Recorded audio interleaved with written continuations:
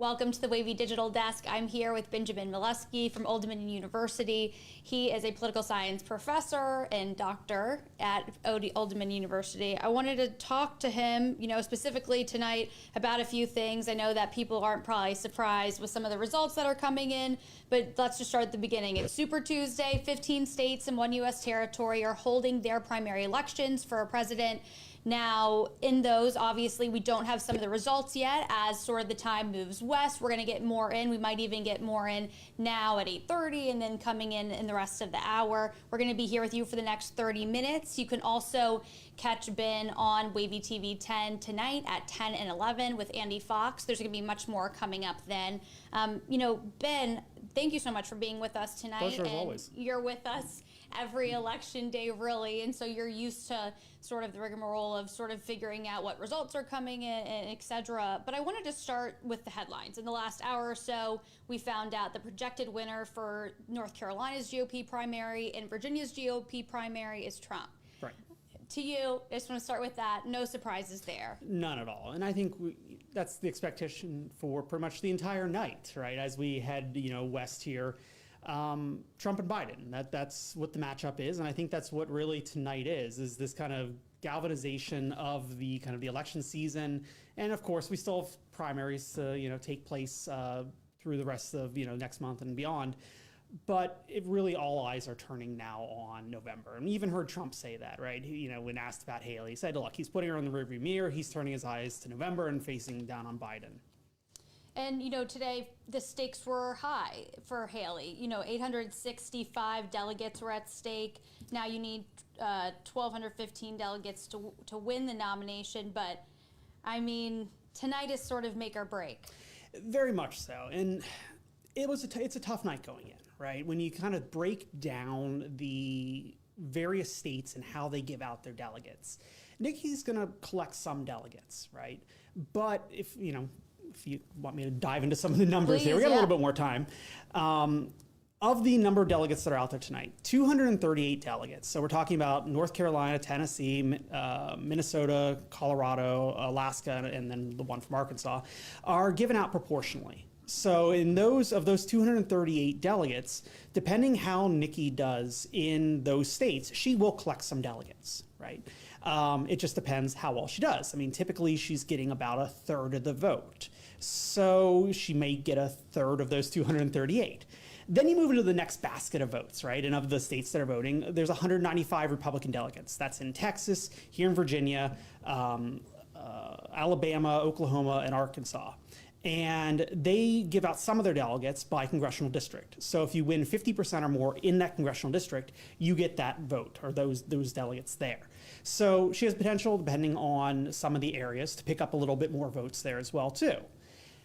Where it starts to hurt then is the other 421 delegates, which are given out by statewide vote percentages. So that's California, Massachusetts, Alabama, Maine, Utah, Oklahoma, Vermont, Texas, Arkansas, and some of Virginia as well too, right? So you have to get 50% or more of the state.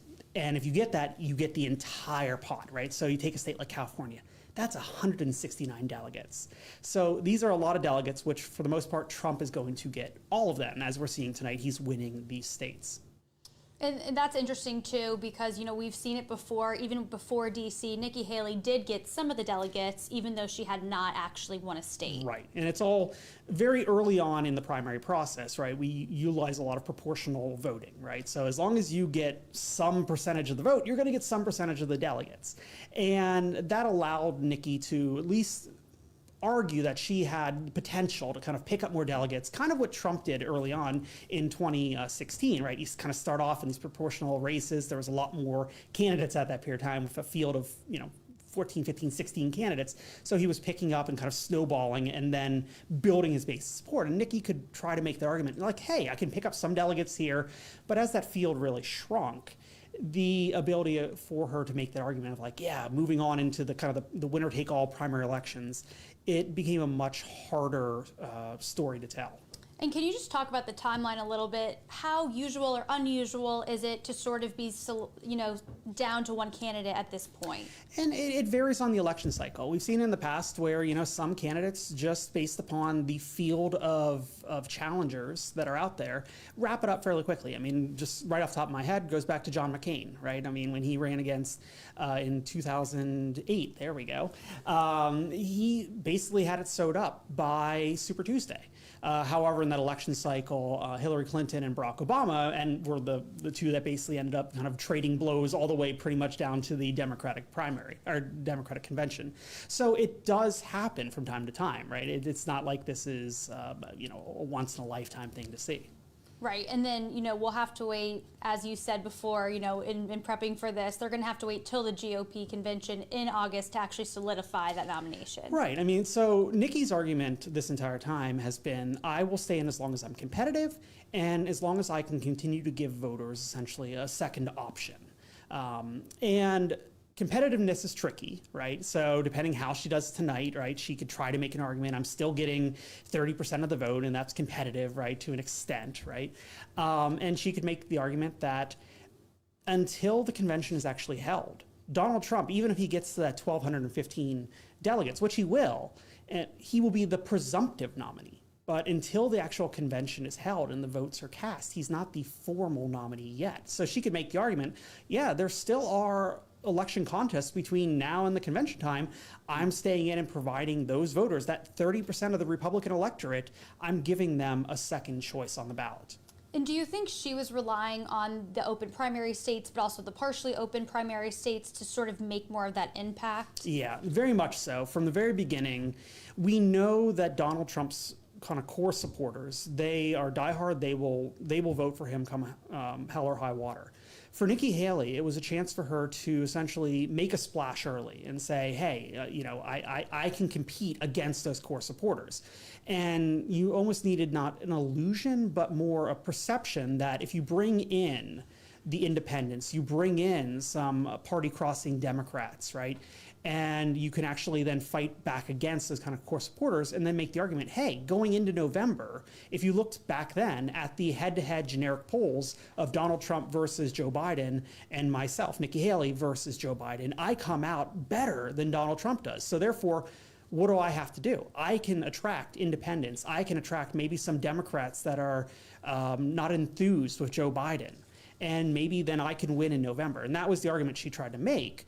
But really from the start, New Hampshire was her night, to really do that. And she basically fell short of projections, even in New Hampshire, from the very start. And I want to talk a little bit about that voter turnout, because I think the numbers so far, and just to give an update, in this area, before we came into this conversation, it was really only about, high 50% reporting in. But the numbers were low, right? They were at like 2 to 3%, even in some counties. What do you make of that turnout, at least on the GOP side, where there actually were candidates to vote for?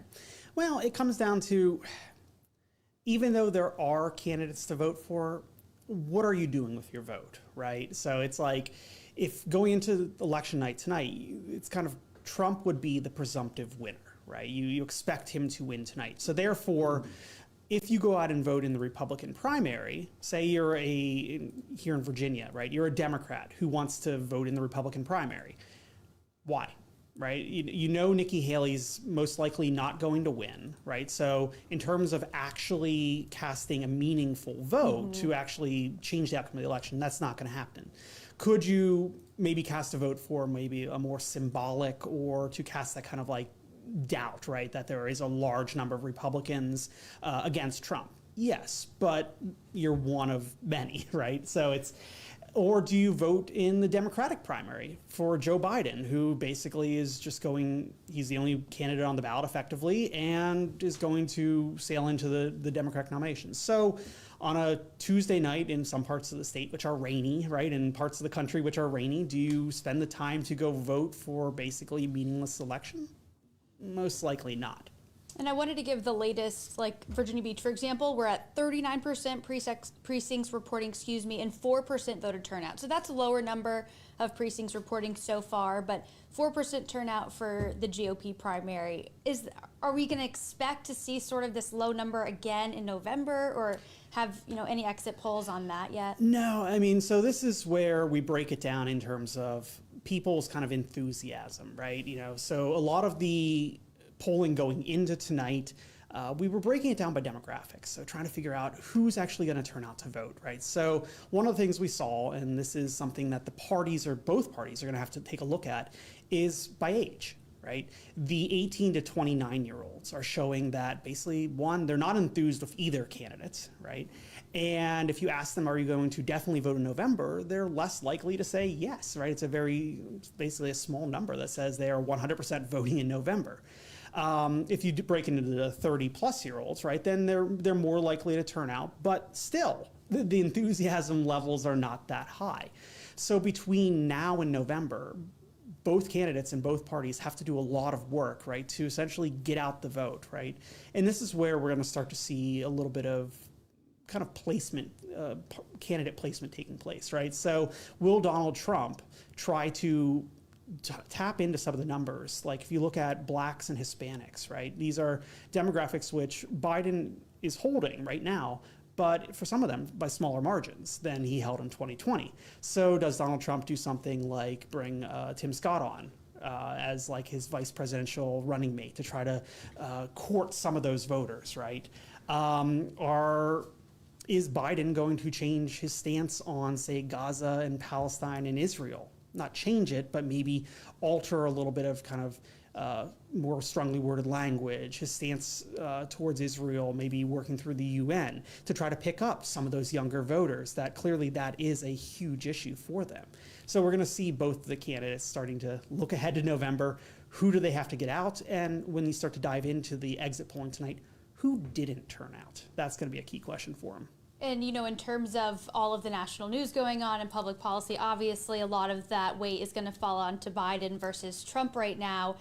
I mean, do you think that's just going to be, we'll see how the summer goes in terms of some of these, wars going on? Right. I think there's a lot of issues that are going to start to move their way up for the electorate as a whole. And that's the hard part is, it's March, right? For a lot of the electorate, we really don't start to think about elections as much as I'm always thinking about elections and the news is always thinking about it and social media makes you think about it.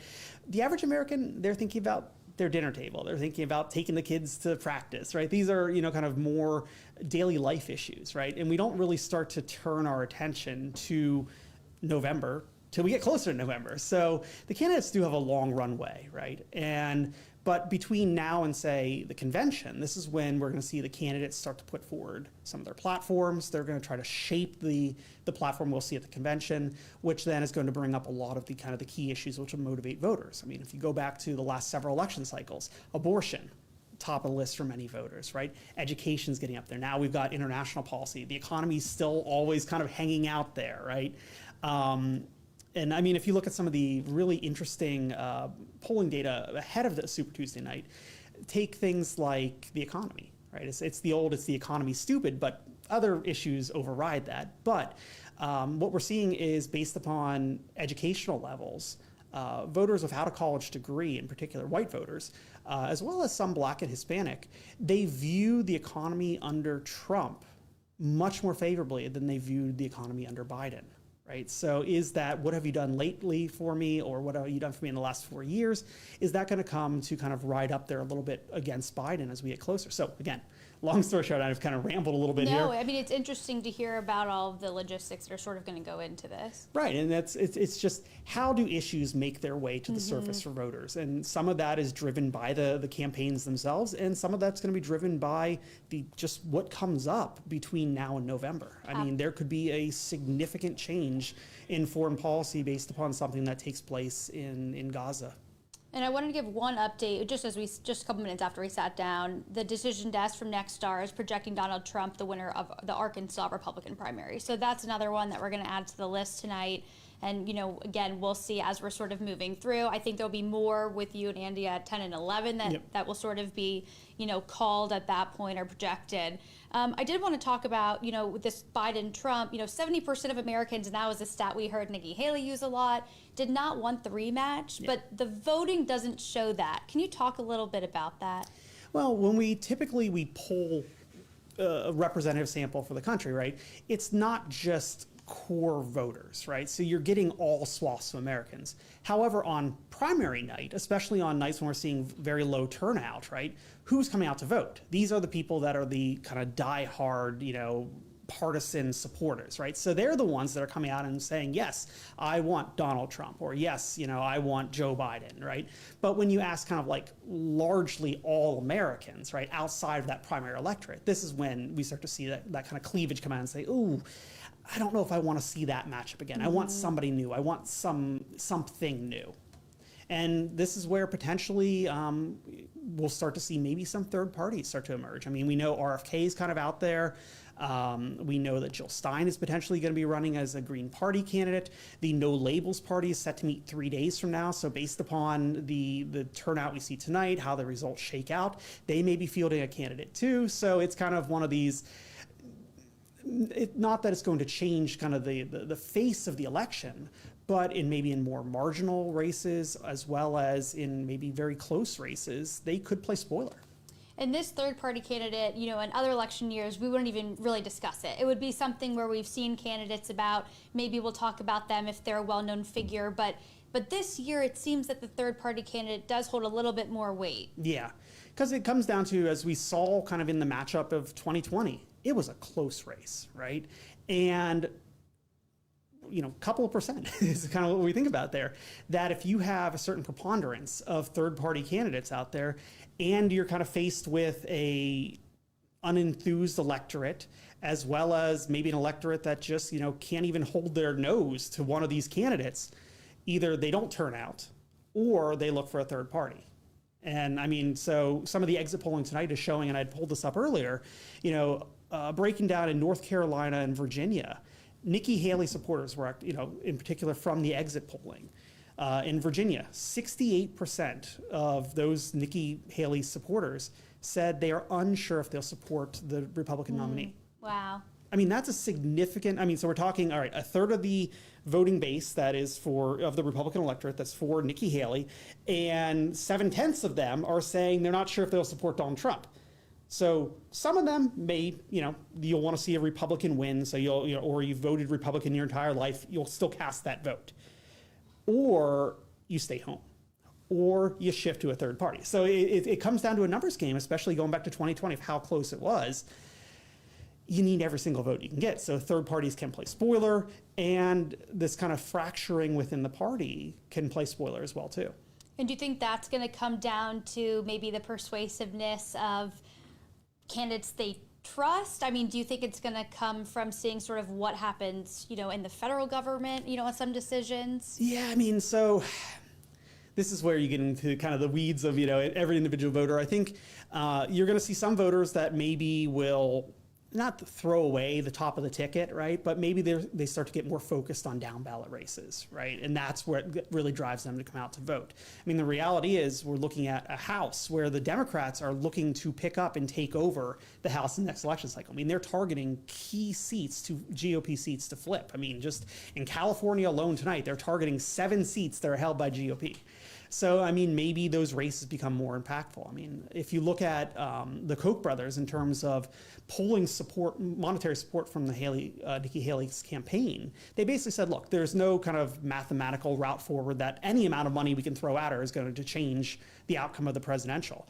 But they'd said as part of that, it makes more sense for them to take that money and put it into down ballot races. So we may start to see, all right, we may not win, if you're a Republican, we may not win the White House, but hey, we should hold the House of Representatives, because if we can hold the House, we can stop, term 2 of Biden from pushing forward X, Y, and Z. It gives them at least some control. So maybe they start to focus down ballot. And I was just looking to my right here at the Libertarian Party primary that North Carolina holds. There's nothing yet on that of a projected winner, but it is interesting. They had, give or take about 10 plus candidates on this list. I mean, there are a lot of people in North Carolina that are, that are running in this. There's not that many votes calculated in this, so I can't calculate exactly how many votes are coming in yet. But it is interesting that a state like North Carolina with so many eyes on it does hold a primary outside of the traditional Republican Democrat. Right. And that's, some of these come into ballot access laws. In some states, it's easier for, third parties to make the ballot. It comes down to just, how organized and how impactful those parties are in the states, right? So we think about kind of state party apparatuses, right? Some, like the Libertarian Party in North Carolina actually has a fairly strong foundation. Other states, not as much, right? So that's the kind of, we call this the heterogeneity of the American states, is that there's just inherent variation. So you're going to get some states like that where a third party is a little bit more viable. In the variation of states, I want to talk about something that we spoke about in the lead up to this as well, is on the North Carolina ballots, you can vote, you don't have a preference. Right. And in other states we've seen, in Nevada, for example, Nikki Haley actually lost to none of the above. Yep. Can you talk a little bit about that on the ballot? Yeah, I pulled it up earlier, and I think there was, where is it? So it's Alabama, Colorado, Iowa, North Carolina, and Tennessee tonight. You still can all vote. You can vote uncommitted, basically. It's just kind of none of the above. And it's a kind of a, we saw this, like you said, out in Nevada. Nikki Haley faced it. We saw this in Michigan with Joe Biden, right? In most ways, it's kind of almost viewed as a protest vote, where it's kind of a none of the above. I don't like the candidates that are there, but I still do my civic duty. I'm going to go out to vote, and I'm just going to kind of like, I'm casting my vote to show you my displeasure with the field of candidates you put out there. The interesting thing is, based upon how these votes are given out, some of like the uncommitted option will actually have delegates in some of these conventions, which is funny. But the reality is, this is more significant for the candidates to look forward to in November. Is you have people that, again, this is the parts of the Republican Party that, were Nikki Haley supporters. These are parts of both parties that are saying, I don't like any of these. These are voters that either will stay home, and you can't have that in such a close race in November. Or these are people that are waiting for the parties to kind of step up and give them something better. So is that, kind of the party putting their finger on the candidates and saying, hey, you have to do X, Y, and Z, or be better, or address this. So it's a good barometer for the parties and for the candidates of kind of displeasure against them. And I was looking at North Carolina before we came in here, and Biden did have a bit more no preference to, let's say, the Trump Nikki Haley. And I guess, a little bit more at stake there, perhaps. Right. But it was interesting that, I don't know, it's interesting that people show up to do that. And I understand the civic duty, but is that similar to, say, writing in a candidate or a name, during the presidential election? Very much so. And whereas when you write in a candidate, right, it becomes kind of what we call the scattering of votes, right? So it's very much, these are just kind of votes that are cast for odds and ends, right? You can write in Mickey Mouse if you want to, and that's historically has been, kind of one of the most kind of written in names of all time. But these uncommitted options, right, or none of the above, that aggregates that all together. It's not just write-in votes, you're writing in your neighbor or whatnot. This is an actual, like, I don't like the listed options here. So therefore, it gives you a more unified voice to say that, as opposed to a write-in, which is just scattering.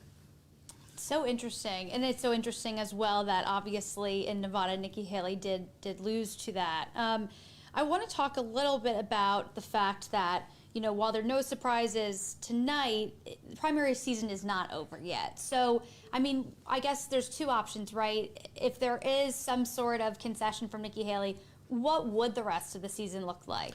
Well, so I feel like, I've done my duty tonight. I've got my notes here.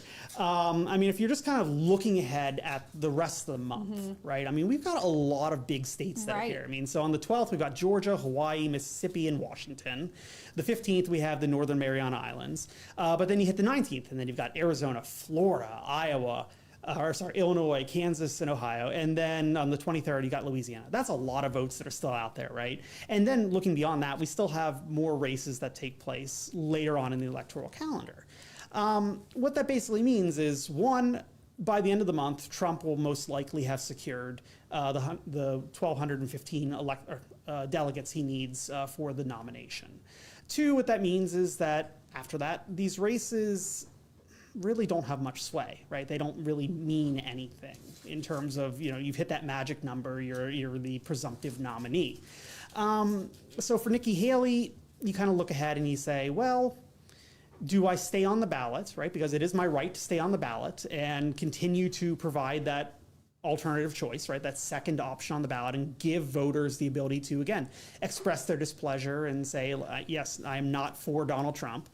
Or do you kind of look at it more pragmatically and say, if you have aspirations in the future for 2028, if members of the party are telling you you need to get out, is this hurting your political aspirations? So she may have a little bit of soul searching to do after tonight. So she could very quickly tonight come out and just say she's suspending her campaign, which will allow her to continue to essentially pay down debts and things like that. But for all intents and purposes, wrap it up. She could stay in. She could stay in basically until Trump gets the presumptive nomination, or she could ride the wave all the way until the convention. Maybe hope that Donald Trump is convicted, even though we did see in some of the exit polling tonight that a preponderance of Republican voters here in Virginia as well as in North Carolina said that if Trump is convicted, he is still fit to be the nominee. However, not amongst the Haley voters. So she has a couple of routes ahead of her. It just kind of comes down to, and I think Andy Fox said it earlier tonight, she can choose to leave on her time and on her terms. And I think that's kind of a perfect way to really sum up where she can go. And for people who don't know at home, Trump does have we'll see, it seems to be in the direction right now, a party set up at Mar-a-Lago, an event. And Nikki Haley has chosen to be at home in South Carolina. She's made no plans to speak to the media at any point this evening. We'll see what comes tomorrow, obviously. But, in terms of the optics on that, she knew going into tonight that she wasn't going to have an event, right? That she wasn't going to have to speak to the media if that wasn't the best thing for her. Right. And that's, it kind of goes all the way back to New Hampshire, right? That was her chance, right, to really make a splash, show that she could compete against Trump, that she could unify parts of the party. And as I said before, she underperformed. And as we've kind of progressed forward, we've moved really beyond in terms of the vote share of these delegates. A lot of these states with that proportional representation or a lot of these states that were open for independents as well as party crossing members. So it's as we've kind of moved closer to Super Tuesday, it's just gotten harder. And for her, she knows that based upon just the sheer math, it wasn't going to be a good night. She didn't get that ball rolling from New Hampshire forward that she was really hoping for. So to not hold a convention or an election party tonight, it's not worth it, right? If anything, that kind of maybe hurts image, right? She's effectively saving face, right? By, again, choosing when to speak to the media on her own terms. And I want to talk, you brought up the legal battles for Trump, which would be interesting if she's sort of waiting for those. And we know that some of them are delayed, but they're in D.C., New York, Florida, Georgia. And at this point, we're waiting for the Supreme Court decision in April, which is sort of like the bigger highlight. Right. But, with those exit polls, again, it doesn't seem that holds much value in terms of how the vote's going to change. Right. And so it comes down to, she could try to hold out, right, and hope that, it's kind of almost a Hail Mary, right, that by some chance Trump would be disqualified based upon convictions and things like that. But based upon what we've seen tonight, just in terms of the exit polling, who's voting for whom, what they're saying, she kind of would have the inverse problem that Trump is going to be facing towards November, where you would have 2/3 of the electorate that didn't want you. So now you have to convince 2/3 of them to vote for you when she has shown unfavorability ratings across those voters. 2/3 have voted against her. So it becomes almost an uphill battle, right? It's to be the last woman standing there, but then to pivot into a general election race, that becomes a very hard climb. And I know that we've mostly been talking about, the election for president. Tonight, there were also elections taking place across the country for, county school boards, and North Carolina governor is a big one in certain roles there. Is there anything, on the local side that you've been taking a look at in terms of, North Carolina? Yeah, so if we kind of think about, this is the first election cycle where we're really seeing the new maps take place, right? So in North Carolina, Texas, and to some extent Alabama, right, redistricting created some new districts which are more favorable to Democrats, right? So it's going to set up some really interesting matchups in November. Again, it's all going back to the Democrats, right? They want to flip the House. We saw today Kristen Sinema said she's not going to be running for Senate in Arizona. So that takes, if we think about them Democrats holding the Senate, right? That takes a little bit of pressure off them because you potentially had an independent in Sinema and then maybe a Democrat and then they would split the vote and then a Republican might pick up. Well, now it's just basically going to be a Democrat versus a Republican, most likely Carrie Lake at that point. In terms of, kind of key races, like I said, the Democrats, they need 4 seats to flip the House. And we've got all these new maps across the country post-redistricting, so it makes, in many cases, a lot of these districts more favorable to Democrats, some states more favorable to Republicans, so it's going to be how that shakes out. And then the other thing that I think is just really interesting to look at is the Senate race in California, right, for the late Feinstein. You have 3 Democrats going head-to-head, and you have 1 Republican there. And the way that the balloting works in California is you have essentially a blanket primary with top 2. So all of the candidates, be it Republican, Democrat, you name it, will be on 1 ballot. And the top 2 vote getters out of the election tonight will move on to November. So you could end up with a scenario where 2 Democrats move on to November. You could end up with a scenario where, because you have 3 Democrats splitting the vote, and with the turnout we potentially will see in California tonight for Trump, does that Republican slip in there? And now you have a head-to-head between a Republican and a Democrat in November as well, too. Wow, that's really going to change up what we're going to see, depending on how people, and that is an example of where people do actually need to turn out for the primary. Right. And but you look at some of the candidates, at least on the Democratic side in California, and they're saying, hey, look, if the Republican kind of slips in here and we go to November, we would love to face off against the Republican as opposed to, 2 Democrats facing off. So it very much is going back to civic duty is important. Go out, go vote, even if you don't think that your vote matters. Especially in some of these down ballot races, your vote is really going to matter here. And we're just about at 9. I just wanted to ask, is there anything else about this election in particular that, you've been taking a look at or you sort of want to highlight as the night goes on? And I think it's what I've been watching, and I think what the exit polling is showing us is tonight is not so much about who turned out to vote, it's who didn't turn out to vote. And that's where the parties from tonight, eyes are going to be shifting, looking to November and saying, all right, who do we have to motivate? What do they need to hear? How do we get that vote out in November? That's going to be interesting, and I guess we'll see, and hopefully you'll see too, at school with your students who are in that age group, we'll see how motivated they are.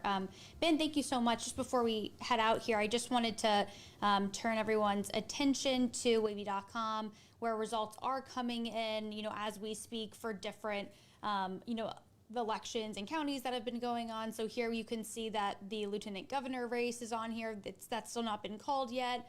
Attorney General. So you still need to go to wavy.com, take a look at the results and see, what else is coming in by the end of the night. Obviously, we already know the GOP primary candidate that is projected to win, but in terms of sort of what it'll look like locally, we just don't have enough information yet. But Ben, thank you so much again for being with us tonight and giving us all these insights. It's a lot to think about. This conversation seems that it will continue as we see what happens going toward the general election, with the legal battles, with where Nikki Haley stands, and more. So thank you so much. I'm sure you'll be back again soon. My pleasure, as always.